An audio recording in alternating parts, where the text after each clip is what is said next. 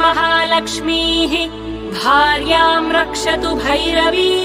मार्गम् क्षेमकरी रक्षेत् विजया सर्वतः स्थिता रक्षाहीनम् तु यत्स्थानम् वर्जितम् कवचेन तु तत्सर्वम् रक्ष मे देवी जयन्ती पापनाशिनी पदमेकम् न गच्छेत्तु यदीच्छेत् शुभमात्मनः कवचेनावृतो नित्यम् यत्र यत्राधिगच्छति तत्र तत्रार्थलाभश्च विजयः सार्वकामिकः यम् यम् कामयते कामम्